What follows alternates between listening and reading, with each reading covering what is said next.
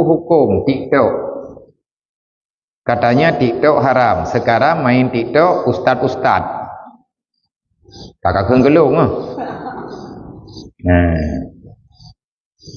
Hukum gepegah li tengku TikTok haram. Tapi orangnya dan tangiang tengku-tengku du main TikTok. Haram ngana haram TikToknya ana haram iji. Pu haram ada tulis TikTok tulis. Putra haram. Kahana ipoh gop TikTok. Hai mu tulis mana? TikTok. Nah haram TikToknya. Nai poh goi. Nai jual goi. Nai cok lako goi. Nai cok rumah goi TikToknya. TikTok sama ke thikin. Thikin pu hukum. Thikin hukum. Hukum thikin ya thikin lah. Dia itu alat untuk memotong sesuatu. Putra takohnya baru hidung hari itu. Nah, tacok thikin tak koh takoh gop. Baca. Tacok TikTok tak purno urang buat Quran, tak pudip TikTok itanyo media TikTok, media aplikasi TikTok, tak pudu apinya tak pudip. Tak semua buat tu. Tak buat Quran tak purno urang doa semayang soal nonton urang ai dengar Quran pai 2 hari mana. Yang sama lagi miknyo. Nyo miknyo pu hukum. Mik lah hukum. Pu hukum mik. Mi tamu thu mi nau dia strike. Mi anak tamu thu anai mu thu kau nak. Hukum miknyo jihnyo benda. Dia itu tidak bisa berfungsi kecuali difungsikan. Terserah kita fungsikan ke mana. Menyata fungsikan untuk yang god, maka god lah ya. Menyata fungsikan yang bro, maka bro lah ya.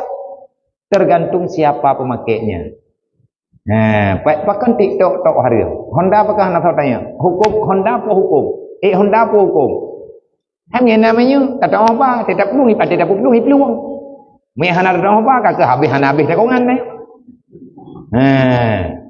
Nyen hukum aridi. Maka tanya tak pahami, bek tak pahami kan.